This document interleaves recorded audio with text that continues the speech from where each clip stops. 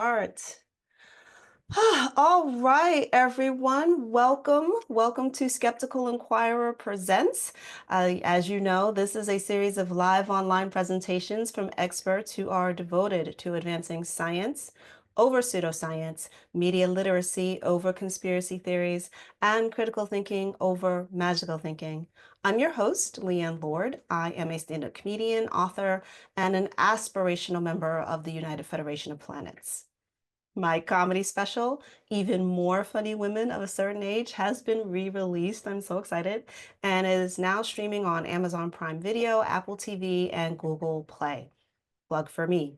It is a pleasure to be with you as we embark on the second fiscal quarter of the year during the Prevention of Cruelty to Animals Month, which apparently doesn't seem to include human beings. Tonight, we welcome a returning guest, Michael Mann. He is a Presidential Distinguished Professor in the Department of Earth and Environmental Science at the University of Pennsylvania.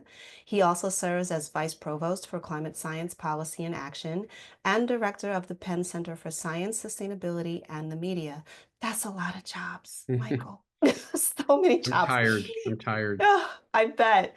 He's the author of numerous books, including Dire Predictions, Understanding Climate Change, The Hockey Stick and the Climate Wars, Dispatches from the Front Lines, and The Madhouse Effect, how climate change denial is threatening our planet, destroying our politics, and driving us crazy. His latest book, Science Under Siege, How to Fight the Five Most Powerful Forces That Threaten Our World. And that is what he is here to talk about tonight. Mini spoiler alert, everybody. Those five main forces behind the anti-science movement are plutocrats, pros, petrostates, phonies, and the press. I'm not going to say that 5 times fast because I don't think we should say that fast. We should say that slow so that we understand it. And Michael has spent decades battling them to convey accurate, reliable, and trustworthy information about science. His presentation tonight is both a call to arms and a roadmap to promoting science and averting disaster. Now, if you are joining us live, you have the golden opportunity to ask questions of our guests by typing them into the Q&A box. Those of you who've been here before, you're not new to this, and we'll get to as many of them as we can. And so with that, please welcome back to Skeptical Inquirer Presents, the one and only Dr. Michael Mann. Well, thank you so much, Leanne. It's great to be with you. And it's great to be with this virtual audience here tonight. So let me go into screen share mode and let's make sure we've got my first slide there. Is that showing? Yes, it is. Okay, great. All right, well, thanks again, everybody, for joining us here tonight. Thanks to Skeptical Inquirer for sponsoring this series and hosting this presentation tonight. I have to say, when I began this book more than a year and a half ago, began writing this book with my co-author, Peter Hotez, who's a public health scientist. Many of you may be familiar with his work in developing COVID vaccines and his advocacy for science-based, public health. Suffice it to say that when we began this project more than a year and a half ago, we didn't realize quite how salient both the book and the title, Science Under Siege, would be when the book finally comes out, which is actually this fall. So it's forthcoming. It'll appear in September. And we certainly see that science is under siege today in ways that we couldn't possibly have imagined even a year ago. And we sort of frame this as a 1, 2, 3 punch when it comes to the threat that we are dealing with here. Number one, the existential climate crisis, arguably the greatest threat that we face as a civilization. And we know, that every year now, it's a sort of a Groundhog Day scenario. Every year is the warmest year for the surface of the planet, for the global oceans. We encounter unprecedented extreme weather events, seemingly almost daily now, unprecedented droughts and floods and heat waves and wildfires that play out in real time in our news cycle. And indeed, nowhere is safe from the impacts of climate change. They're no longer subtle. They were subtle when I began researching climate back in the early 1990s. The impacts of climate change are no longer subtle. We see them play out in real time in a profound way. And this is a deadly threat. It threatens our civilization, the stability of our civilization, and it threatens our lives. Now, number two are deadly pandemics. Obviously, they threaten our lives as well. We are, of course, familiar with the most recent of these pandemics, the COVID-19 pandemic, which saw the loss of millions of lives. And the vaccine saved, in turn, millions of lives.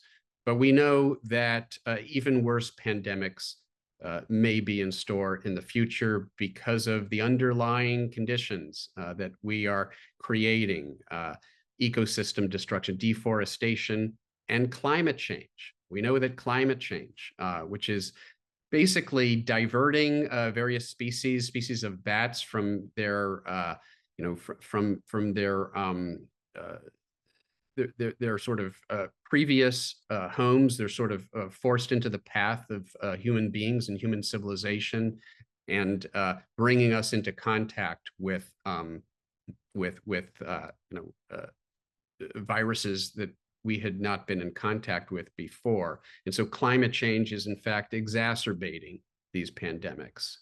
And then finally, perhaps the greatest threat of all here is anti-science disinformation, the rise of disinformation in the climate arena, in the public health arena, because it prevents us from taking the very actions that are necessary to insulate ourselves from these crises, to protect ourselves from these growing crises. We're taking the actions necessary to avert these crises.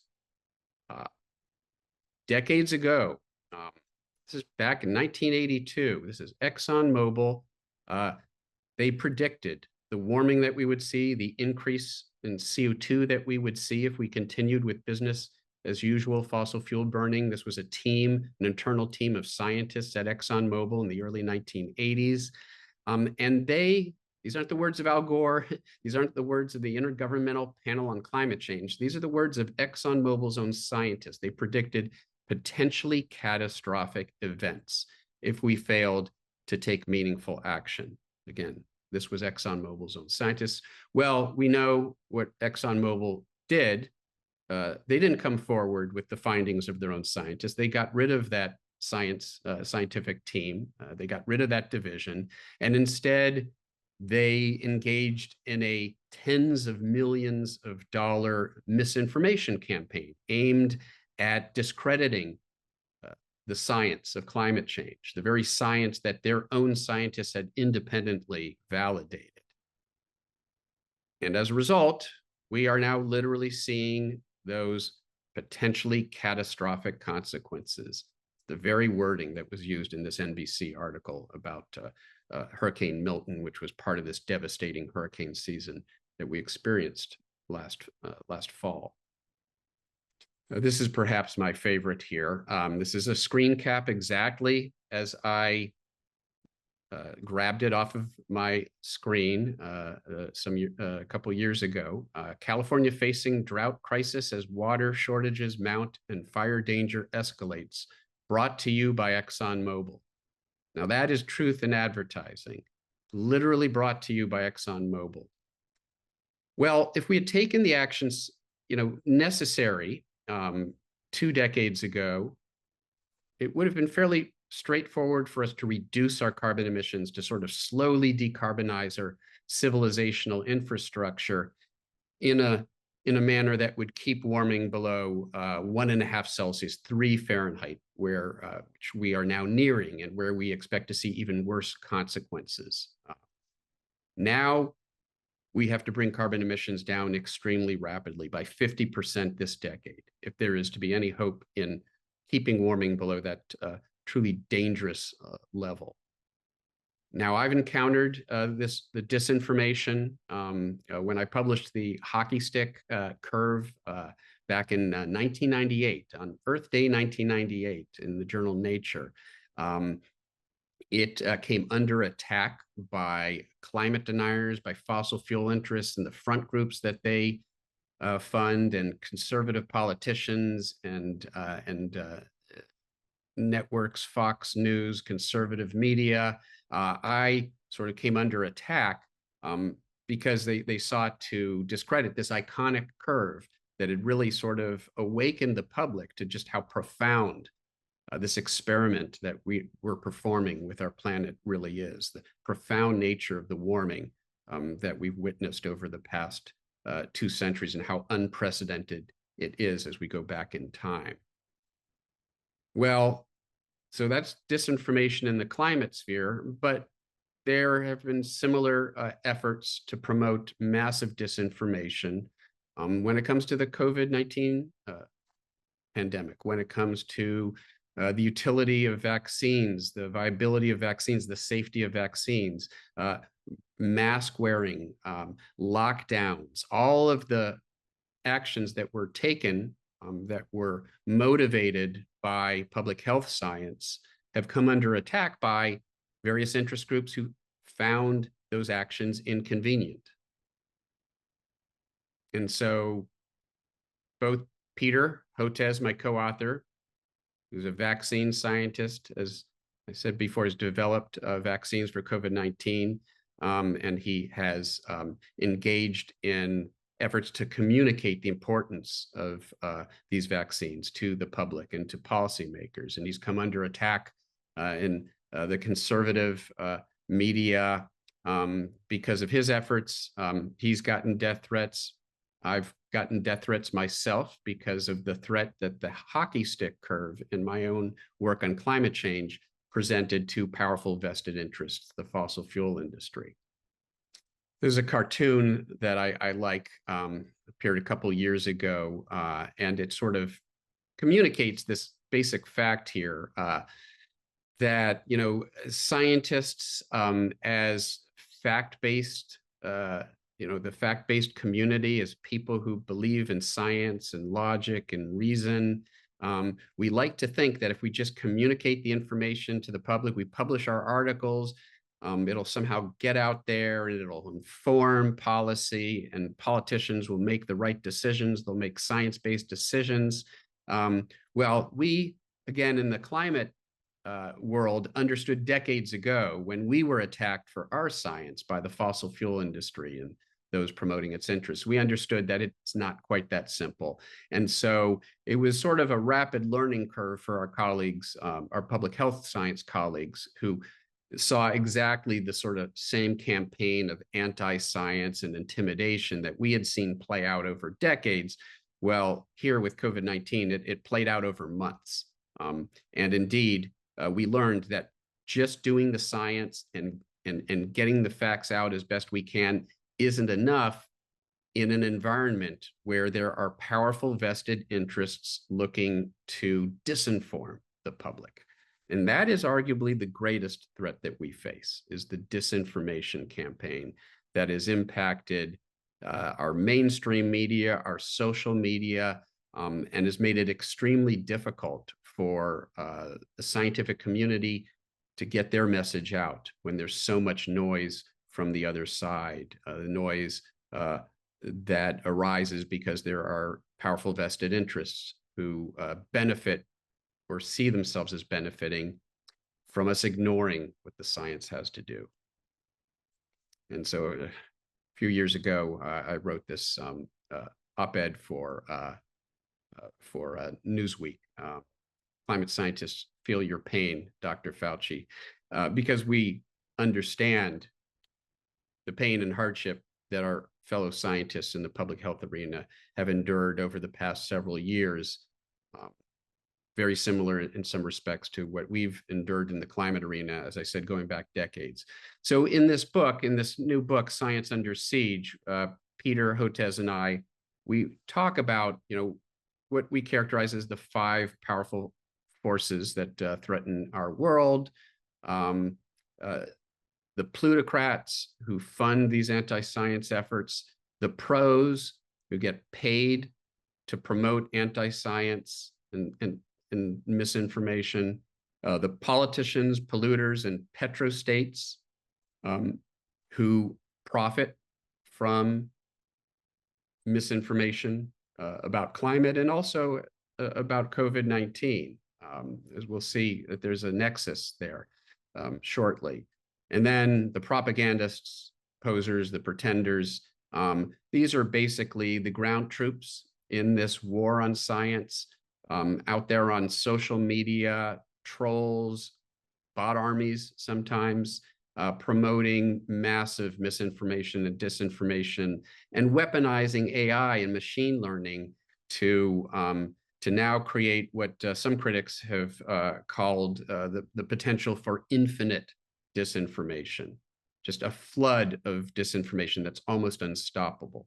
And then finally, our press. And of course, there are adverse actors like Fox News, conservative media, who have promoted anti-scientific attacks against climate science and against public health science on vaccines and COVID-19. But as we'll see, we haven't gotten much help from what we might think of as the mainstream media. In fact, at times, the mainstream media has promoted deeply problematic framing, both in the climate space and in the public health COVID-19 pandemic space as well. So let's sort of go through, in the time that I have here, we'll try to quickly go through each of these. The plutocrats. So again, they sort of fund the whole sort of ecosystem here. We're talking about billionaires who fund think tanks and front groups, who create entities within universities to promote their, libertarian viewpoints, and who fund politicians who will advance like-minded policies to those that they favor. Rupert Murdoch, of course, of News Corp, the Murdoch media empire, has been one of the primary promoters in the United States and worldwide of anti-science misinformation. Elon Musk, of course, with his weaponization of Twitter to promote anti-science disinformation. And this article he's referred to as a Bond villain. Well, Rupert Murdoch,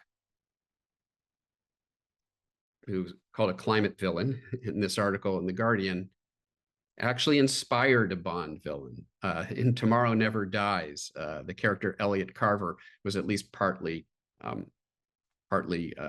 inspired by Rupert Murdoch. So we're literally talking about Bond villain type characters. David Koch, David Koch has since passed away, but Charles Koch and David Koch, the Koch brothers, who have funded various right-wing organizations, have funneled a lot of their money now through what's known as dark money. So you can't even tell it's funded by the Koch brothers or other billionaire plutocrats, because they launder the money through various entities that fund all sorts of conservative think tanks and organizations and individuals who launch attacks against science. This is a photo on the left that I took some years ago at the American Museum of Natural History. And the Kochs like to sort of ingratiate themselves with the public by funding, museums and the arts. And David Koch actually funded a dinosaur wing, which I think is thoroughly appropriate here. The David H. Koch dinosaur wing of the American Museum of Natural History, which leads to both the Hall of Saurischian Dinosaurs and to the Dino Store, And nobody in my mind has done more to recreate the CO2 levels of the early Cretaceous period than Charles and David Koch. And so I think it's appropriate that they've sponsored a dinosaur wing. They also were one of the primary initial funders of the anti-lockdown movement, remember, which became so central to sort of the assault on vaccines and masks and the an assault on the entire sort of scientific framework that was being put forward by public health scientists and officials early on, because these lockdowns threatened their profits, decreased transportation, decreased use of fossil fuels. They saw that as adverse to their interests. And so very early on, the Koch brothers funded the sort of assault on public health science during the COVID era. And that sort of, those origins have now sort of perpetuated into this association between the right and opposition to vaccines and opposition to social distancing and mask wearing. So it actually started out with these fossil fuel plutocrats, the Koch brothers. By the way, the Koch Industries is the largest privately held fossil fuel interest in the world. So the Koch network indeed also hijacked the war on COVID. And so these things have coalesced. The assault on climate science, the assault on COVID. Can we cool the planet? The Nova special on PBS, funded by David Koch, this idea that we can just engineer our way around the problem. We can continue to burn fossil fuels, but we will do other things to the Earth system. We'll shoot particles into the stratosphere or dump iron into the ocean and somehow magically offset the effect of increasing carbon pollution. There are other plutocrats, actually, like Bill Gates, who's actually done some important work. He's funded important public health science and COVID work. But at the same time, he's also sometimes advocated a fairly contrarian position about climate solutions, where he downplays the role of renewable energy, which is really the only truly safe and reliable way to decarbonize our infrastructure, instead putting funding into potentially very dangerous geoengineering projects. What could possibly go wrong? Sometimes said, if your only tool is a hammer, everything looks like a nail. If your only tool is technology, everything looks like it has a techno fix. This was featured in the movie Don't Look Up, where the sort of villain, Peter Isherwell, is sort of an amalgamation of several billionaire plutocrats. You might think of him as a combination of Elon Musk and Bill Gates and Jeff Bezos. And without giving the film away, for those of you who haven't seen it yet, advocates the equivalent of a geoengineering a solution to this comet that is coming towards us that will make him and his company a whole lot of money. But if it fails, well, then we're in trouble. So he was sort of the villain, inspired by these billionaire plutocrats. There was a hero in the film, is a scientist who's trying to communicate the danger to the public, this comet that's coming towards us, which is a very thinly disguised metaphor for the climate crisis. And who knows what sort of, bozo this character was modeled after. We really have no idea what sort of person could have inspired that sort of character. Anyways, the real solution, the right path forward, we know what it is. It's not geoengineering. It's decarbonizing our, energy infrastructure. It's not hard. The solution to a problem created by the burning of fossil fuels is to stop burning fossil fuels. And yet that very simple truth becomes lost in these very complex and arcane sort of discussions which invoke geoengineering solutions and other ways around. Somehow the commonality is, polluters and those promoting their interests looking for anything but getting off fossil fuels as a solution to the problem. Interestingly, it was several billionaire fossil fuel billionaires, plutocrats in Texas, who really helped create the medical freedom movement. This movement that has sort of spurred widespread anti-vax sentiment in Texas. As we know, there was massive mortality because people refused to take the vaccine.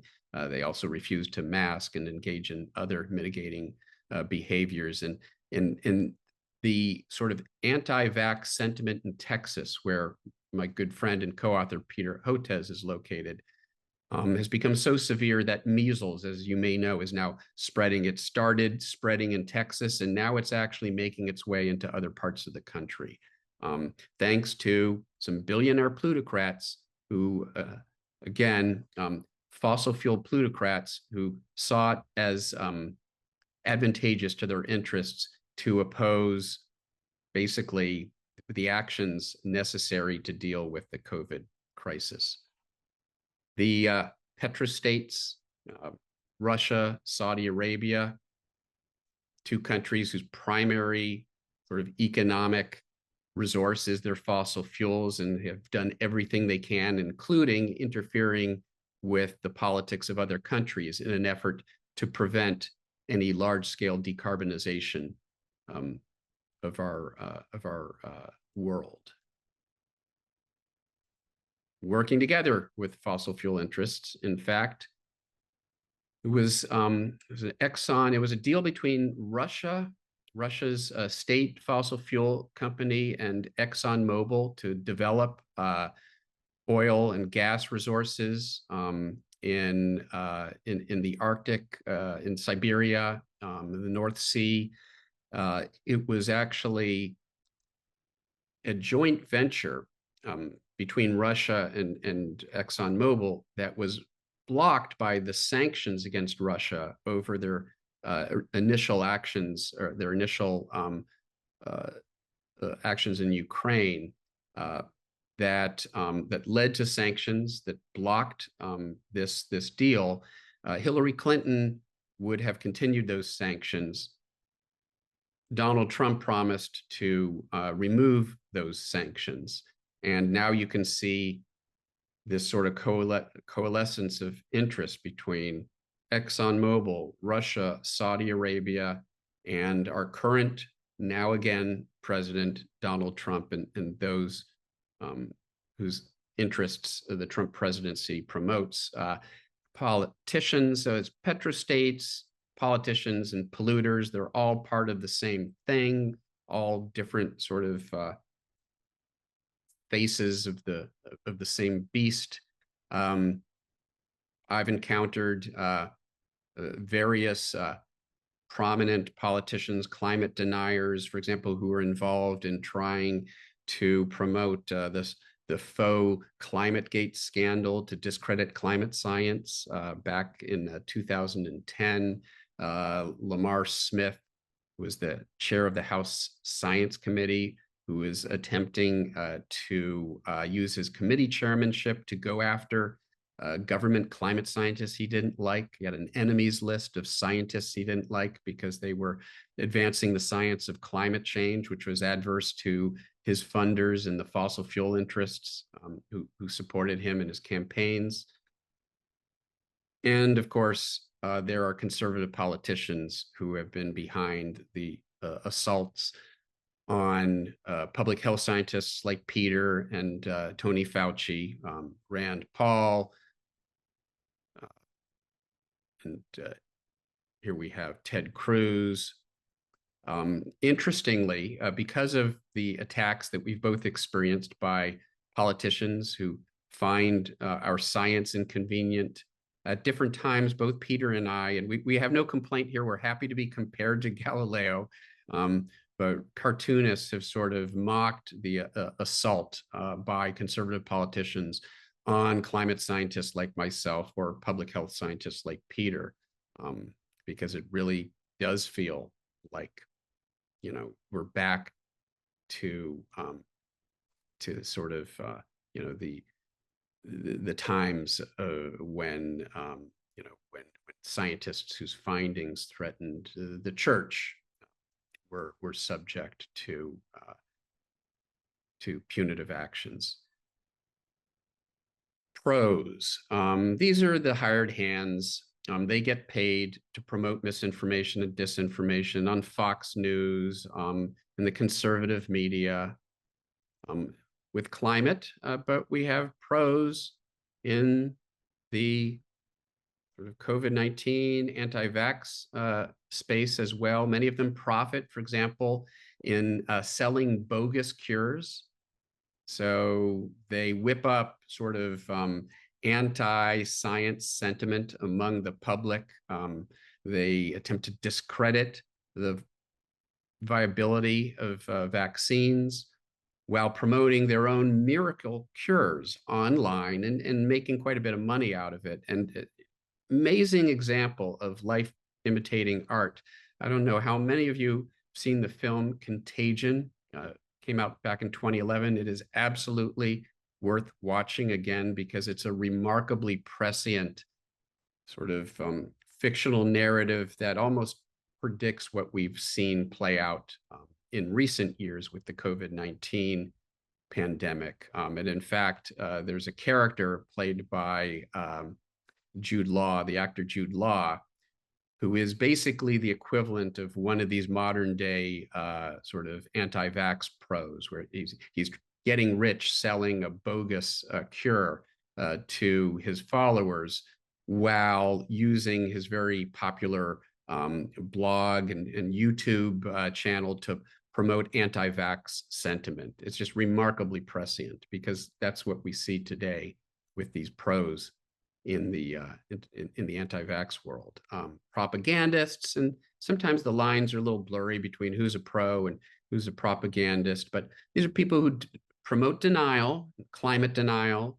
You know, the science isn't reliable. You shouldn't trust climate scientists.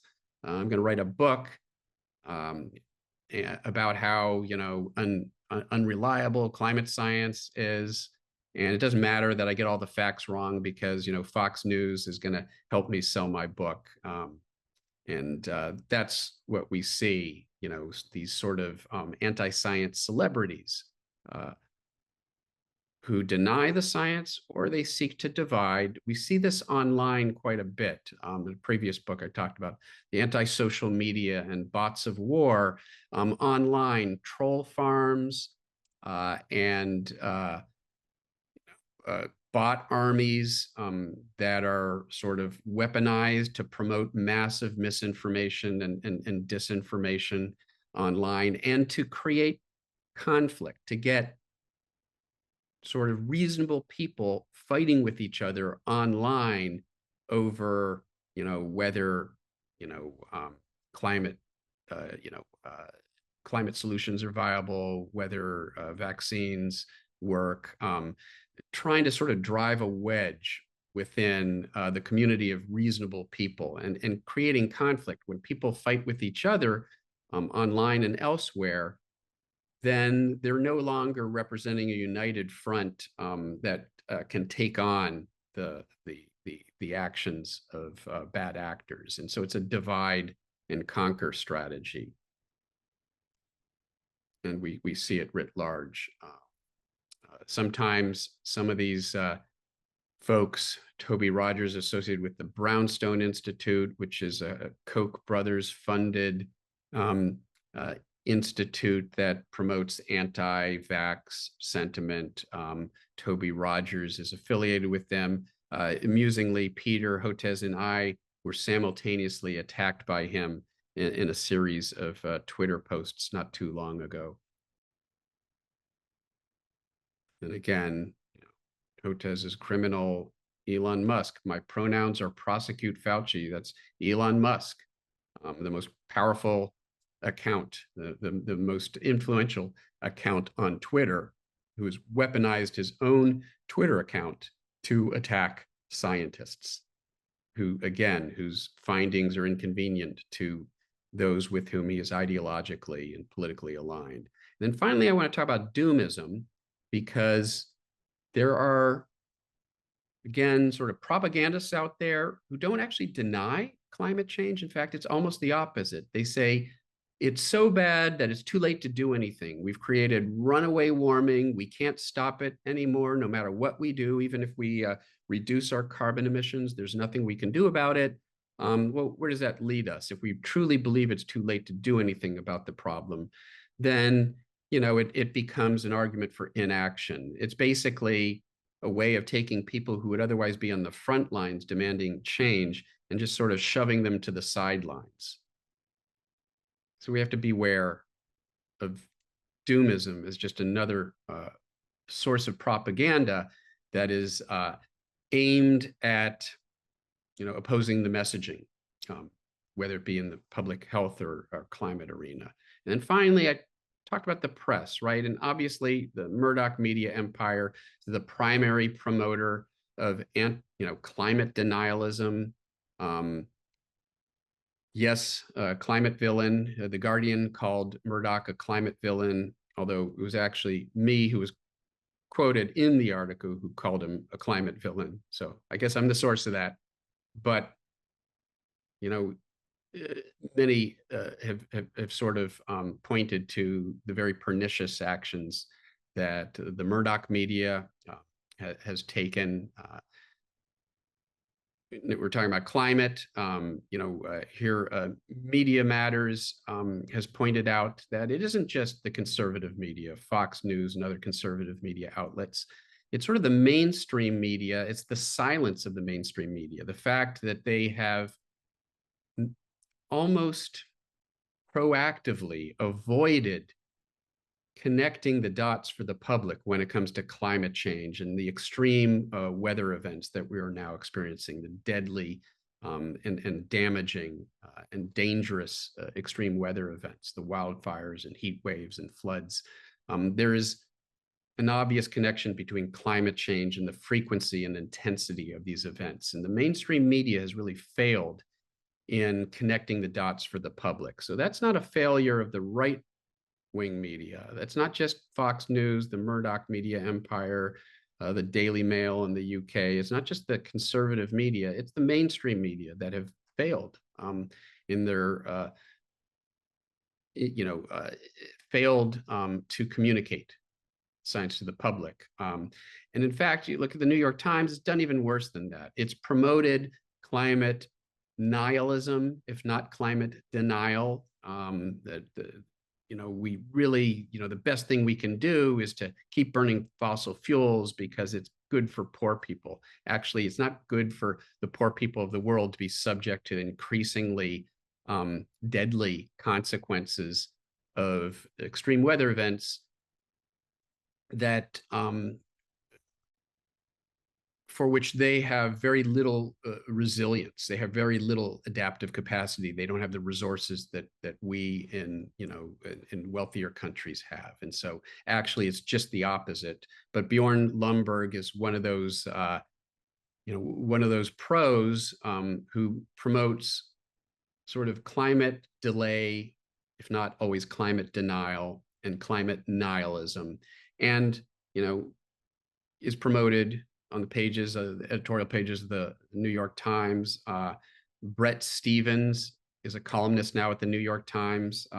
There's an article, his first article as a columnist a few years ago at the New York Times. Yes, Greenland's ice is melting, but what? But a trip there changed my mind about climate change while reinforcing my belief that markets, not government, provide the cure. So, if that's not outright climate denial, it's certainly climate nihilism. And here it's featured on the pages of the New York Times. And it's not just climate, it's all sorts of misinformation about the pandemic. The New York Times has promoted on multiple occasions the false claim that the pandemic was caused by a lab leak.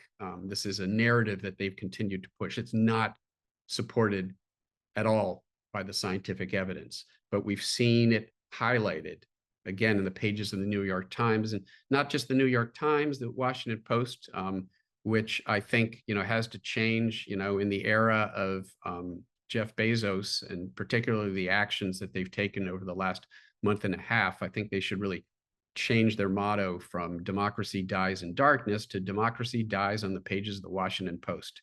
Here again, here's the Washington Post promoting the lab leak theory. And the idea here is to basically cast doubt on the science, the public health science community. If you can cast doubt on the origins of the pandemic in the first place, then it's easy to create doubt and denial about pretty much everything else that public health scientists are saying to the public. And so it's truly pernicious. And this isn't Fox News. This is the New York Times. This is the Washington Post. It's truly shameful. So what's the path forward finally? To not lose hope. We are making progress on climate. Obviously, there's a real setback here in the United States with the new administration, which is taking actions basically to nullify much of the progress that we've made at the national level in dealing with the climate crisis here in the US. But we're still making progress at a global scale. So, we're not making enough progress, but we are making some progress. And again, we have to avoid the doomism that it's too late to do anything. And sometimes, news outlets like the Financial Times, which in general has done a very good job in its coverage of climate. Here's an article: "The world is warming faster than scientists expected." Well, no, it's not. Here's what the data actually show. The red are the observations. Those are global temperatures. The black line is the average over all of the IPCC models projecting forward under sort of continued business as usual fossil fuel emissions. And the blue shading represents the spread among all the models. So the bottom line is the world is warming at almost exactly the rate that scientists predicted it would if we continue to burn fossil fuels. Global temperatures continue to increase. There's no runaway warming here. It's us. We're burning fossil fuels and we're continuing to warm the planet. And the solution is for us to stop burning fossil fuels so we stop warming the planet. The truth, as I like to say, is bad enough. We don't have to exaggerate it, especially when it sort of feeds doomism and despair that leads to disengagement rather than engagement and action. The science tells us, the science over the last decade or so tells us that actually the surface of the planet stops warming up when we bring carbon emissions to zero. We know that with a great degree of confidence now. So the planet stops warming up when we stop burning fossil fuels. There's a direct and immediate consequence of our efforts to decarbonize our world. So there is urgency, but there is agency, as I like to say, as well. And the obstacles, they're not physical, they're not technological, they're political. The obstacles right now to stabilizing global temperatures and averting catastrophic climate change are political. We have the technology to decarbonize our world. We just need policies that favor that technology, that incentivize a move away from fossil fuels towards renewable energy and conservation and smart grid technology and all of these other things. Now, no question, we face a monumental challenge now that the United States itself is a petrostate under this current regime, under Donald Trump and the current Republican Congress. We've seen a dismantling of climate, of agencies, of our government agencies, including and especially agencies that deal with climate change or deal with pandemic, NIH, National Institute of Health, Health and Human Services. We've seen all sorts of layoffs, EPA, NOAA. So, we look elsewhere. Right now, it's difficult to see much progress happening in the United States over the next few years. But there's some evidence that China, for example, may be stepping up in their own efforts, sort of being the adult in the room, recognizing that it's upon them, recognizing that they're already dealing with the huge healthcare costs, consequences of pollution and now the climate crisis. And so we can hope that that countries like China will continue to promote global progress, even as the United States now sort of falls to the rear of the pack. And we can make progress, obviously, at the local level, at the state level. So there are things that we can do to continue to make progress on climate in the years ahead while we await, with hope, the return of national leadership in this area.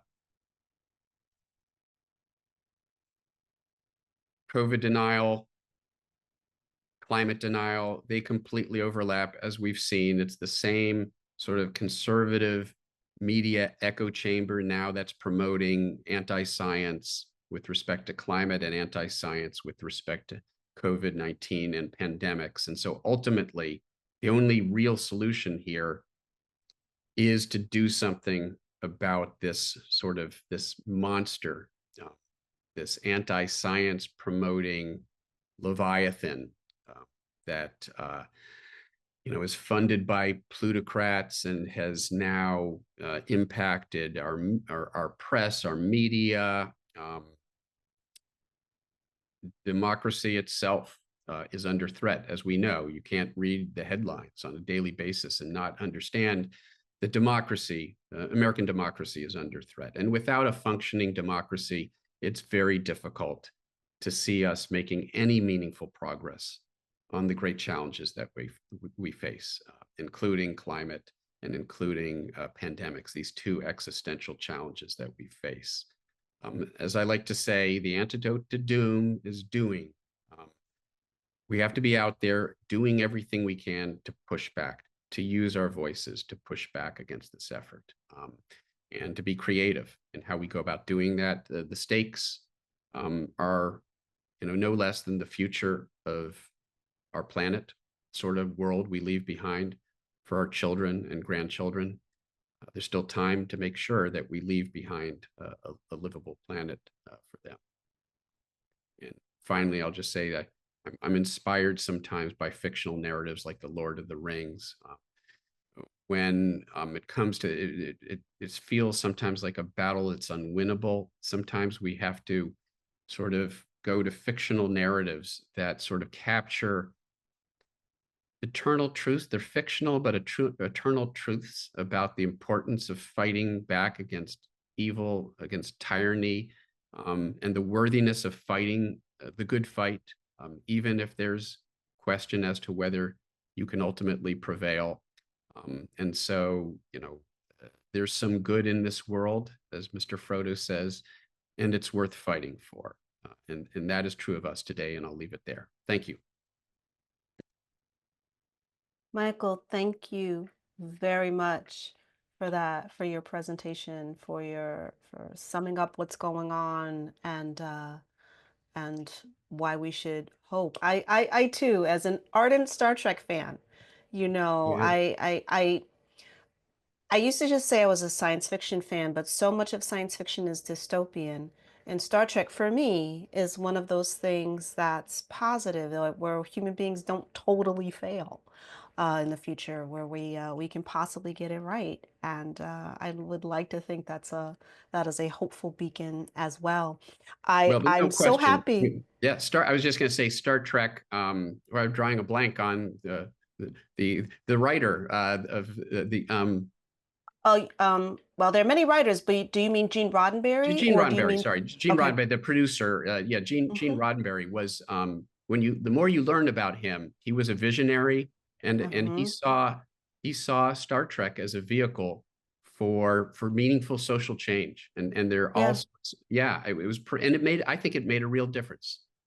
Yeah, I mean it's been my whole life. Yeah, I mean I was born into the whole Star Trek franchise. So yeah, fingers crossed, live long yeah, and prosper, that sort of thing. exactly. Um, Yeah.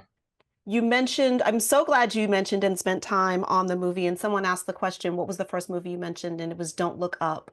And I remember watching that and just I loved it, but it was like, because in a way I felt like it almost contributed to the doomism that Yeah. you spoke of. Like, okay, so Yeah. we're just gonna try our hardest and then sit around the table with our friends as the Yeah, I asteroid know. strikes. I know Adam McKay quite well. Adam, wrote the film, Mm-hmm. directed it. Actually, he and I forgot, he co-wrote the film. But he has, he is very dour, sort of, in his views about our ability to tackle this crisis, and it comes through in the film, and a number of Mm-hmm. us. My good friend Catherine Hayhoe, who is a climate communicator, uh, she and I have both commented on that frequently, and I've done some. Mm-hmm. I actually had a conversation with Adam a few years ago about the film, and that's something that came up as well. You need to provide people with a path forward, with something that they can do, and Mm-hmm. so I think what it needs is the right framing. I think you need conversations around that film. You can screen that Mm-hmm. film, but make sure then you have a conversation, an opportunity for people to talk about it. Well, I do think if there's a bright side to the film, well, one, it's hilarious. There are moments of it that are Absolutely. just so funny and it feels like so real. Like, yeah, that's the way this would probably happen. But if it does anything, it at least grabs your attention and at least sparks the conversation. Exactly. And Exactly. but I like, your framing of it, like, okay, yeah, let's screen this and talk about it. I think that would have been awesome. What I Yeah. did was watch it and go have some bourbon, which might not have been the best response. Maybe just a Cabernet No, would have yeah, done no, it. I hear you. It's yeah, it was weird too when I briefly alluded to the fact that Leo DiCaprio name checked me when he was asked about the inspiration for the character. And if you've seen the film, my wife is like, "What does he mean? Like, if if you've been having affairs with news people, I mean, it's and there's some flaws with that character, so I'm not sure it's something to be proud of, Mm-hmm.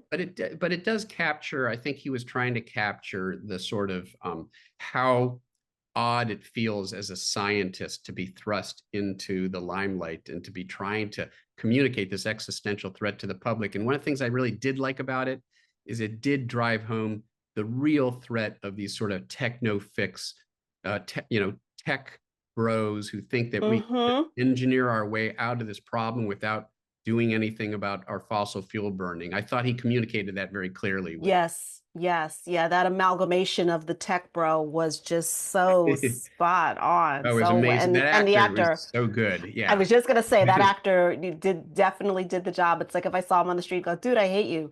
Job well done. We It do was have chilling. some questions here from Yeah. folks or some comments Yeah. that I'd like to get to.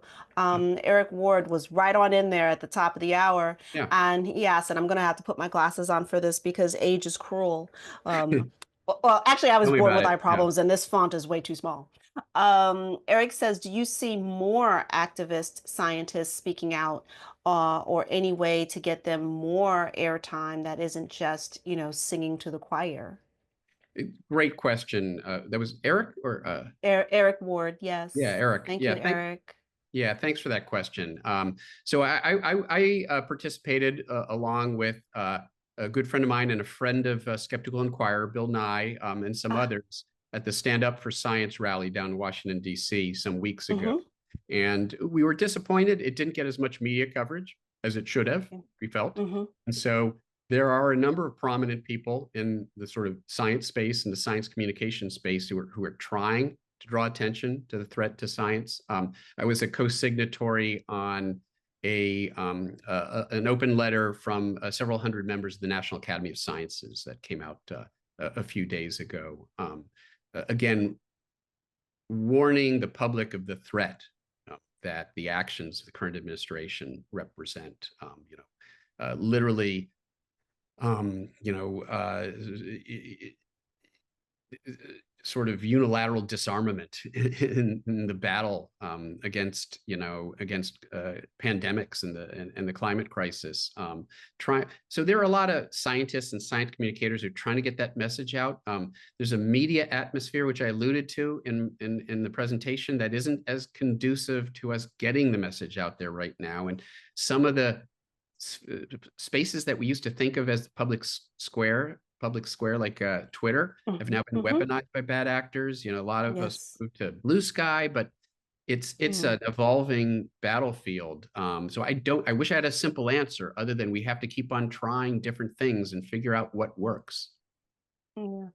Um, when you put up a slide, it was a cartoon or an illustration, which was quite shocking, where it really sort of showed that the attitudes in the Middle Ages uh, haven't really changed that much. It's like, we're going to burn you at the stake for this. It's like, oh my gosh, are human beings evolving or are we not? Which leads to Arthur Freelander's question, has the lack of reason and understanding of science actually changed much since the Middle Ages, or I'm ad-libbing here. Do we just keep killing people until, oh no, you guys were right? Yeah, it's a great question, Arthur. One of our sort of patron saints, Carl Sagan, who, I think had a fundamental influence on the skeptic movement. Hmm. And so many of us, in one way or another, feel connected to him. And he just had such sage advice, and he was prophetic. He didn't believe in fortune telling. In fact, he did a lot to debunk pseudoscience. But Yeah. but the odd thing is he was eerily prophetic with his words back in the 1990s, in the mid 1990s, in Demon Haunted World. He warned that we Yes. were on Yes. this trajectory. He predicted where we are today, and it's chilling if you Google it. Hmm. There's one passage in particular where he's sort of presaging, the what the world would look like sometime, during, the world of my grandchildren or my children or grandchildren, basically like Hmm. now, what things would look like if we continued on this Yeah. course. And his worst fears have absolutely been realized, especially in just the tremendous negative progress that we've made in a matter of months with this current administration. Yeah. Yeah. The speed of it. I, It's I I really hoped it wouldn't be in my lifetime because I'm a huge coward. Like, oh, come on, you guys. Is really all gonna fall down while I'm still here? I don't want to age into that. That's No, um and yeah, I mean, and that's why it's so important for us to recognize that we are not yet committed to that sort of future. We still have agency. It's still up to us. And this community in particular, the skeptic community, has played such an important role in sort of the battle for fact-based discourse. We our efforts have never been more important than they are right now. It actually reminds me of a scene from the 300, that we will fight in the shade. Right. Yes, it's Yep. it's dark, but not totally done. Um, David Gerd, if I'm saying this correctly, notwithstanding Coke sponsorship, is Nova not reasonably accurate science popularization? Do we still have Nova? I'm so Yeah, sorry. it's a great question. The PBS board is not completely insulated from politics. This is something to worry Mm-hmm. about.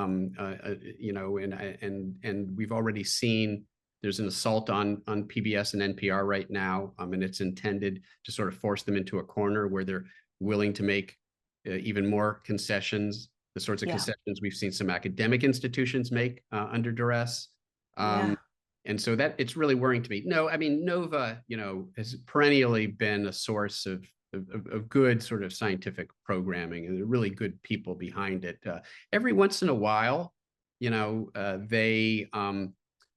air something that has a bit of a contrarian sort of angle to it, and can you really say it was tied to David Koch's funding? Because technically speaking, David Koch funds Nova. He didn't just fund that geoengineering special. But it Got it. it just tells you that there's a little bit of pressure. They feel a little bit of pressure when some of their big funders are these billionaire, fossil fuel plutocrats.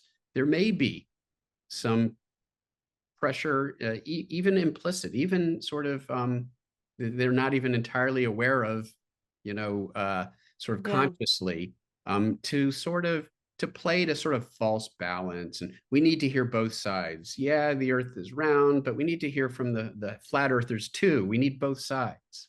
There's a little bit of that, Hmm. even in some of the framing that we see, for example, with that PBS special. Now we are right at the top of the hour, and I know we're supposed to end at 8 o'clock. Is it okay if we go a minute or so over? Absolutely, sure. Yeah. Okay, all right. I want to be respectful of your time and respectful of the audience, you guys. I know everybody's got hot plans on a Thursday. Um, Yeah, we could do a couple more of these and then, yeah. Awesome. Well, I definitely wanted to get this one in. James Blubaugh, if I'm saying that correctly, Dr. Mann, besides the US and China, are there meaningful efforts taken to reduce climate change? Like which efforts are likely to bear the most fruit? Yeah, so I mean, we're seeing, most countries have submitted NDG, basically, each country, each member of the UN, some years ago was asked to submit basically a proposal for what they're willing to do to reduce their carbon emissions. And it's sort of, it's almost, it works through peer pressure. It works, it isn't really enforceable in the usual Mm-hmm. sense. And so you're relying on sort of a name and shame sort of approach, and those who don't Ah, step up, receive the criticism of other participating countries.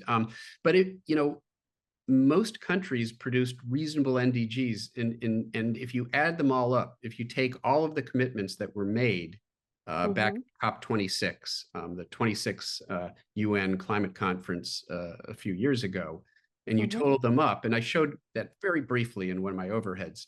Um, those commitments are enough to hold warming below 3 degrees Celsius. We were headed towards like 4.5 a decade ago, or like four, nearly, at least four a decade ago.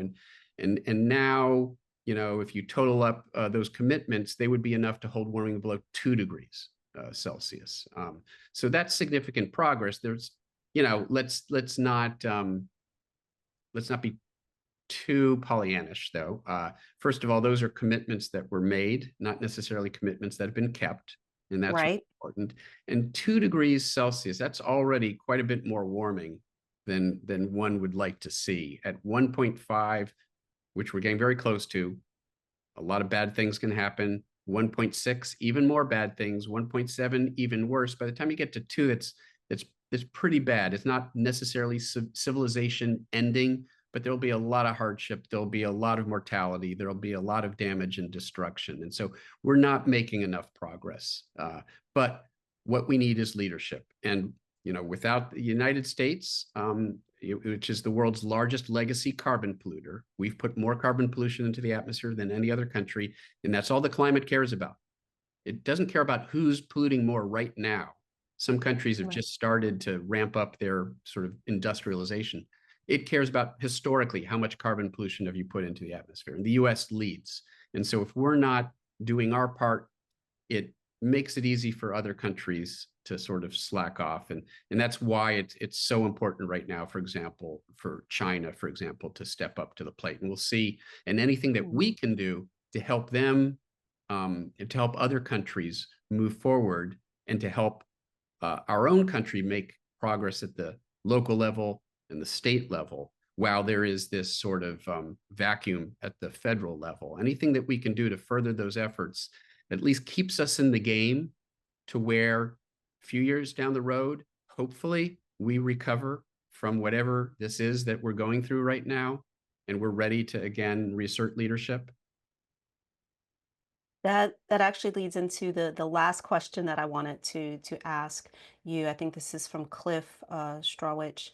Like, what are some of the most impactful ways that individuals can engage in the fight to fight these powerful forces? And I hate to bring it down to individual people because you feel so alone, and we don't do anything alone. This is Yeah, also yeah. interconnected and bigger than us. But if you were going to bring it down to that personal level, what can people do? Yeah, that's a great question, and I'll make a little bit of news here, because we have an article that is coming out in Proceedings of the National Academy of Sciences, that I'm involved in, but it's led by a postdoc of ours here at Penn who studies. They use a particular type of survey to assess public opinion, and it's sort of they're called intervention tournaments, and basically they subject people to different interventions and see what sort of choices they make. And the bottom line is what we're trying to understand is how well are people's notion of what actions they can take to make a difference. How well are those notions aligned with the Mm, actions that objectively actually can make a difference? And there's a huge okay. gulf. There's a Yeah, huge gulf. I would bet. And a lot of it has to do with the fact that individuals acting alone, as you've alluded to, it's hard to really make a difference. But if we can work together as collective action, and that can take many forms. Voting is obviously, as we can see, an extremely important form of collective action. It was the failure for us to see the sort of collective action on, Hmm. you know, those who care about climate and those with a more progressive view of the world. It was the failure to realize that collective action in this last election, which has led to where we are right now. And Yeah. so the most important thing that you can do is work with others, talk about this, speak out, uh, raise awareness, galvanize action among your friends and family and classmates and coworkers, and just sort of, you know, be a virus of the good kind. Infect people positively with a desire to be change makers. That's what we need. And so, yeah, do everything you can to reduce your own carbon footprint and your own environmental impact. We should all do those things because it make us feel better. They set a good example for other people, but be aware that there's been a whole industry funded disinformation campaign to convince you that that's the solution, that individual behavioral change is the solution, because they don't want the structural changes that can I come love about that. only from collective action. Excellent. Michael, thank you. Thank you so much for being back here and your expertise. And I would just want to let folks know if you've missed any of tonight's presentation, it has been recorded and it will be available at skepticalinquirer.org. And perhaps one of the things you can do is share this presentation with folks who you think are ready to hear it and have a discussion about it. If you are teachers, perhaps this is something that you can show in your classroom. I don't know if I'm violating copyright by saying this, but we are actively trying to get the word out, and this is a very cogent and entertaining way of sharing that. So I want to, as always, give my thanks to Skeptical Inquirer, the Center for Inquiry, and of course to all of you in the audience for spending your time with us, both now, tonight, and when you watch this later. My name is Leanne Lord. Thank you. Good night and good luck. Michael, thank you. Thank you so much. Thank you so much, Leanne. Thanks, everybody. Have a good night, everyone.